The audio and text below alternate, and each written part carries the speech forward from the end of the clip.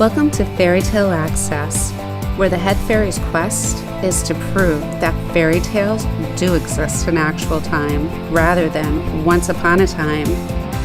Together, we will unravel the heroes, young and old, who turn dreams into reality. These are the people who still believe in happily ever after. The discoveries will bend even our most cynical non-believers into believing in fairy tales.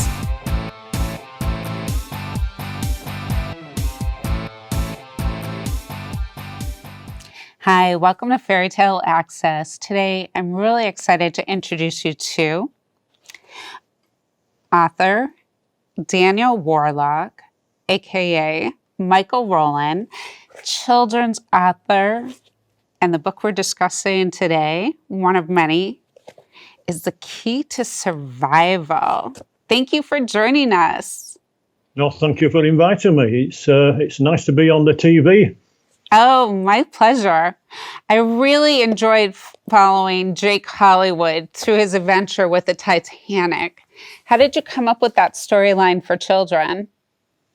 The storyline came across because I found out that if they had the key to the crow's nest for the binoculars, there's a chance that they may have seen the iceberg. And because of that, I thought that's a good idea for a story. But regarding the Jake Hollywood story itself, regarding the envelope and the flashing lights and everything, there's quite a lot of clues in the story that you may pick up, but you may not realize what they are until the last book, with the third book, and it all comes together. So that idea regarding the newspaper in an envelope came to me in bed. I was just thinking about an idea, thought about the key to survival, thought about this envelope, taking the newspaper out and finding there's a picture of the Titanic, and it grew from that.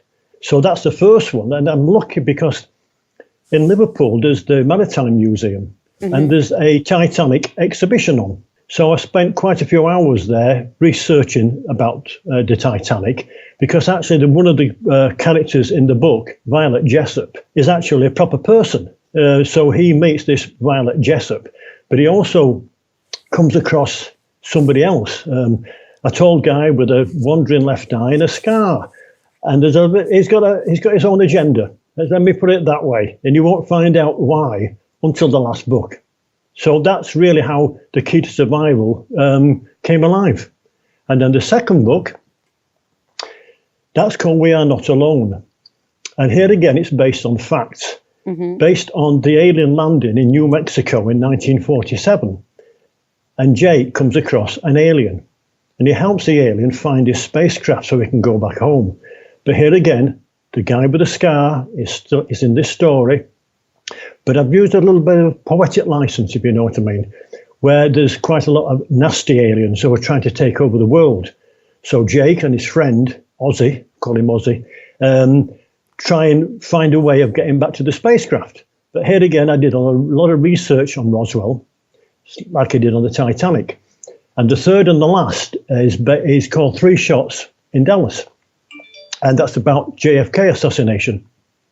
And here again, I did a lot of research, and he wakes up outside the book depository building. And, and I quite enjoyed researching this because there was a lot of information that came out that I wasn't aware of, and so I put that into the book. But at the end, it comes to fruition. You find out exactly why he's finding these envelopes and these newspapers and why this guy's after him. But then there's another twist at the end. And I love books where I have a twist at the end. You're thinking, wow, I hope he's going to carry on. Yes. Well, you feel bad for Jake. Things happen to him along the way. And, in the time shifts, going back to discover history, it's just like, oh, and he comes back home and things aren't the same way that he left them. That's right. And you're like, oh, is it all going to come together for him at the end? Where's the next book? So it's such a great children's story. It really keeps you engaged and going. So about the key. Yes. My thought always was, oh, all right, well, why couldn't you just break it open? Why couldn't they just break it open? Right. Yes, they could. Yes, they could. But they never did. They never did. No. There's a lot of conspiracy about the Titanic. I mean, there's a conspiracy saying it wasn't the Titanic that actually sank, it was the Olympic. So there's a lot of questions that needs to be raised regarding the sinking of the Titanic. But they must have been able to dispel that. I mean, people would have saw they were getting on the Titanic versus the Olympia, right? Well, the Olympia had floorboards and they were all scuffed. What they did, I understand, that they took all the carpets off the Titanic and put it onto the Olympic. So people didn't realise that the floorboards were scuffed as though they'd been used before. Oh, wow. I didn't know that. Yeah, that's not in the book, but that's when I was doing the research, I thought there's something really, really weird about this. You know, I enjoy conspiracies. I'm a conspiracy person. Conspiracies are definitely fun. Do you talk to children about the books that you write? Because you really bring them into history so they can ask more questions about the history while bringing them on a, a fictional journey. Well, over the past 10 years, I've done quite a lot of workshop in schools all over Great Britain. I've done some in Scotland and Chester and Leeds. And I read some of my books, some of the snippets, the exciting bits, and I ask them to close their eyes so they can feel what Jake's going through and the other books. And it's nice because the children know I'm coming to the school and they have my book. They talk to me about the book. I signed the book. I think it's fantastic. And I just try and get them across what it's like, because I find boys are worse than girls. Girls like reading, boys don't. They're just messing about. But I just say to them, you can be anybody. You could be your parents for the day. You could be a superhero. You could be a wizard or whatever. Because in theory, I'm just a big kid anyway. I enjoy writing for children because they've got a fantastic imagination. So, yes, I do talk to children a lot. I also encourage them to go to libraries and bookshop, and also the parents. Get the parents involved with children. They're spending more time on the PlayStations than they are reading. That's true. I've been reading since I can remember. I've read hundreds or thousands of books, and I just like to disappear in another world. That's what I do. That's great. So what about some of the language that was used in there and some of the lines? Are those things that people repeatedly heard? Because I thought the part about accepting money was already dispelled. No, it was. A lot of that was true. There was a lot of bribery. Also the people in the lower part of the Titanic, they were locked in. It was quite sad when I was reading about it. I read about Violet Jessup, the nurse, and the people that were left because they knew they weren't going to get out. And also when he ended up in the water, and I just try to relive what they went through. I like to think that I write in pictures. I try and make the person read it, and I don't try and make it boring. I just want it to be exciting all the time. So when they finish the chapter, they go to the next chapter because they want to know what's happening. Oh, exactly. Like, I love the transition because it was like, wait, what happened to that little boy? And then you're like, maybe he's just dreaming this. And then how it all plays out, it was so fun. It was well done. Thank you very much. I appreciate it. I like it when people say things like that. It makes it all worthwhile. Oh, definitely. To be able to tell a story and keep somebody engaged till the very last page, that's truly a gift. So what are some other the coincidence in Liverpool. So is Liverpool where Titanic was made in part? How does it? Wasn't, yeah. So I live about 15 minutes away from Liverpool. It's the birthplace of the Beatles, which, the Beatles, as far as I'm concerned, is the best pop group ever. And it's a beautiful city. You can go on the Magical Mystery Tour, you can go to Penny Lane and Strawberry Fields, and you can go to the museum. So, yeah, but Liverpool, there's a big Titanic exhibition there, and there's the life belts are there, the newspapers, some of the crockery, and it's quite an eye-opener. It's been there for a few years, so I use that as a basis. And also, some of the stories that there's books where some of the survivors are talking about what happened, and I tried to put that into the book as well, so the reader could feel what Jake was going through, trying to get away basically from that guy as well. I mean, there's one part, I won't say much about it, where he finds it, where somebody grabs hold of his neck and he pulls him back. I got stuck at that point, and somebody mentioned something about, you probably realise what I'm getting at, and I put that into the story where all of a sudden he thinks he's going to escape, and he doesn't. And I like to put things in like that, thinking, oh, wait a minute, he's not going to get away, something else is happening. And I do that with all my books. Wow, that made it an incredible journey. But the coincidence and the facts that you supply, I love how you outline what's factual at the end of the book, especially for young people to read so they can investigate it more. But the coincidence where when the Titanic sank, Liverpool lost all of its electricity. I know. That is weird, isn't it? What is the connection between Liverpool and Titanic? Well, the White Star Line building is still in Liverpool, and it's been turned into a hotel. And when you go into the reception of the White Star building, it's made out like the Titanic reception. It's got a map of the world on the base of the floor.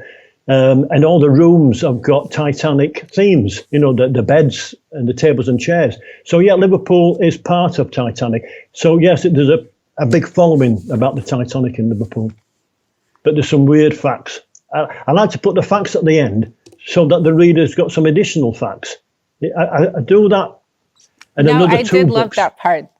Did you? I did. That was where I found that. And then I went to investigate it more, and I'm like, wow, that is so strange and unusual.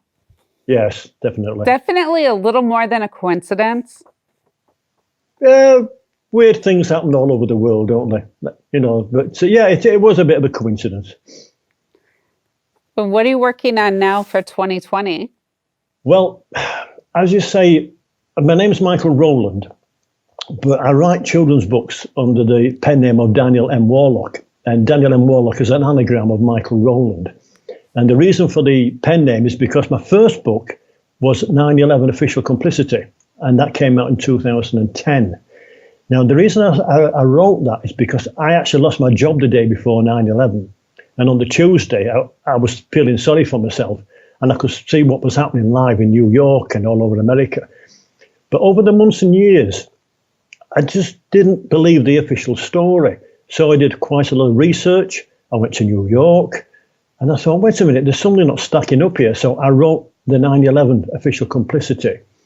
And it's been endorsed by a guy called David Ray Griffin, and he's the leading exponent on 9/11, and he's endorsed the book. But also in this particular book, before each chapter, I've put in facts that I've received from all over the world about exactly what happened. So I leave the reader to make their own decision. Was it an inside job? Now, that came out in 2010. I started writing the sequel about 5 years ago, but I put it to one side. And I picked it up the other day. I thought, I'll see how it reads to see if it's okay. I thought, hey, wait a minute. So I'm writing the sequel to the 9/11 book. But apart from that, I wrote another true story based under Michael Rowland, which is Morocco or Bust, August 69. And that's about me and 6 friends who decided in 1969 that we'd had enough of the miserable British weather and set off to Morocco in a clapped out van. Now, unbeknown to me, one of the 7, he wrote a journal, and he gave it to me last year, and he said, do you want to turn it into a book? Which I did. It's been out now just less than a year, but it's been nominated in 2 awards in America, and the cover won an award in America last year. But here again, because it was 1969, in Britain, there was only 3 TV stations, and there was no mobile phones and nothing like that. And at the back of the book, I put in the history of 1960s, the swinging 60s, Carnaby Street in London. So, and the other good thing about it, on Facebook, a lot of my friends that I worked with when I was 18, 19, 20 have got hold of me and said, I remember you talking about that, Michael, and it sold quite well. So it's probably opened up a lot of friendships to me. But that's the reason why I didn't want to associate those two books with children's. So I came up with Daniel M. Warlock, which I say is an anagram. That is such a good anagram, too, for a children's series. How lucky is that? I know. Well, I wrote my name out, Michael Rowland, in letters, and I just messed about with it, and I got Daniel straight away. And I thought, wait a minute, Warlock. And Warlock's a male wizard anyway. So, and the number of people have said, wow, how did you get that? And the children say, because when I do the workshop, I put Michael Rowland on the whiteboard, and I put Daniel M. Warlock underneath. And I say, and I just cross-reference all the letters. And the kids' eyes, oh, that's fantastic. But you can do it yourself on Google. Anyway, going back to my children's books. Mm-hmm. After the 9/11 book, I wrote another trilogy called Leap Year Trilogy. And the first one's called Leap Year. Now, it's based on three brothers. And actually, the three brothers are my three grandchildren. And on February the 29th, 2008, they discover that they go back in time again in an old orphanage. And if they don't solve the riddle by sunrise, they'll be stuck in the orphanage for 4 more years until the next leap year. Now, that's done quite well in America because I don't know why, I just sell more books in America than over here. Now, that was quite good to write because I could envision my three grandchildren as I were writing the book. They get separated in the hall, they've got to find their way back, they've got to solve the riddle. And the second one, which came out last year, is called Leap in the Dark. And here again, the orphanage takes a big part. They get separated again. There's quirky things happen all over the time. And the last one is called Leap of Faith. And again, the orphanage is there, but it's slightly changed. But also, somebody very close to them is involved in the story. Now, this one finishes. I needed to finish this one because I couldn't carry on with it. It's quite an emotional ending, and I wanted it to finish it that way. But as I was writing it, little things came into my mind. I thought, well, I'll put that in right at the end, and it'll finish it off. And I did. I enjoyed that one. That's the Leap Year Trilogy. Mm-hmm. You're very good at tugging emotions. Yes. Yeah, I like to think I could. Well, no, in The Key to Survival on the Titanic, you could feel that fear, and especially the separation from, familiar people. And the whole tie-in with Violet, I loved how she survived 2 ships sinking. And it was real life, but just to tie her into the story and, a woman survived 2 sinkings. So it was crazy. Yeah, I bet nobody went on any of her ships after that, knowing every time she's on a ship, it sinks. But at the end, when she gets into the lifeboat, what happens? I mean, if you remember, she's handed a baby. And that is true. It's true? Yeah. Oh, yes. And did the baby really disappear after somebody? Yes. Yeah, it disappeared. You just hope that the real mother got that baby. Yeah. But that was that was another place where the way that you wrote it, the way that you brought us into it, was like, I could imagine a mother giving her baby away and then somehow making it and getting her baby back was just breathtaking. Yeah. I do tug at the heartstrings. I do on the Leap Year series as well. Even on the last book of the Jake Hollywood trilogy, that's quite emotional at the end. And I say there's a lot of hints and clues throughout the course of the book. And then you read the last pages, probably the last 2 pages, and you think, wait a minute, I remember that bit, and it all fits in like a jigsaw. So, yeah, but then apart from those, I wrote another one called Christmas Presents. That was actually published by a company in Leeds, but they've gone bust now, unfortunately. And that's about a young boy called Barnaby Tinker Taylor. Now, I love quirky names, as you probably realise. And he buys 3 tree spirits at a Christmas fair that come to life on Christmas morning. But he also gets involved with the shadow thief, and the shadow thief pinches children's shadows. The shadow thief pinches 2 of these tree spirits, so he has to go and find it. Now, what I did, when I did Leap Year and Christmas Presents, I did a competition at the local school. And the winner, I said, would go into my next book. So the winner is in Christmas Presents, and in Leap in the Dark, 2 boys who won the competition are in Leap in the Dark. So I try encourage children to write their own stories, and they're in my book. And I acknowledge them as well in the book. Oh, that's fantastic. What a great idea. Yeah. Apart from that, I've written 16 short stories. Wow. How long have you been writing? 2010 I started, 10 years. 10 years. And how many books altogether? 7 children's novels, 16 short stories, and 2 under my name, Michael Rowland. Wow. But the short story is about 30 to 60 pages, but they're about a young girl called Holly Kiss Kiss. And I've written those for children with learning difficulties, and also to point out to young children what they're going to encounter as they grow up, like autism, bullying, stranger danger. But not in a nasty way. It's just in a nice way of people realising, or the children to realise, what they're going to encounter as they grow up.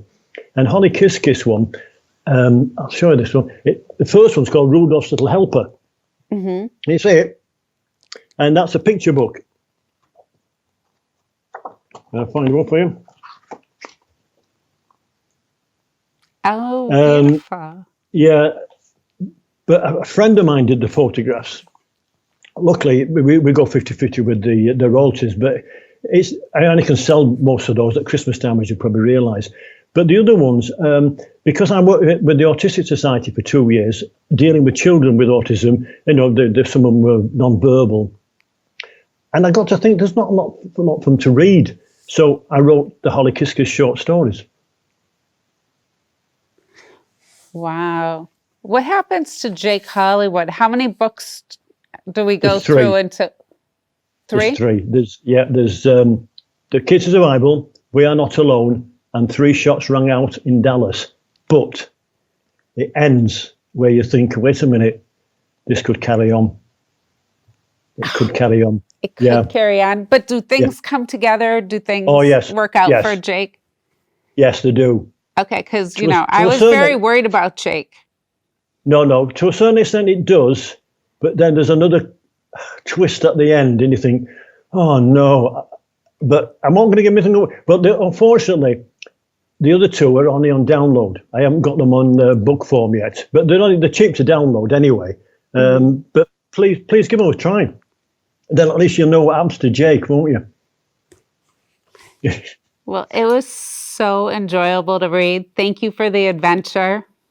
No, thank you. My pleasure.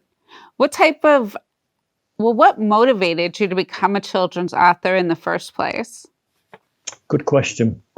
Well, I enjoyed writing the 9/11 book, but because it was so serious, I got involved, and quite upsetting in a way because a lot of people died. But I'd always had this idea for a children's book with an orphanage, because I used to live next to an orphanage that was run down. It was just desolate. And I thought, I wonder if I could turn that into a book. And for some reason, I just thought, wait a minute, leap year, get stuck in there, can't solve the riddle, they'll be there for 4 more years. So really, during the course of the story, you're thinking, are they going to get there? Are they going to solve the riddle? Are they going to get out of there, back to where they normally live, their year? So that just fell into place. But as I was writing that, a few things happened. And I thought, wait a minute, I can put that into the second book.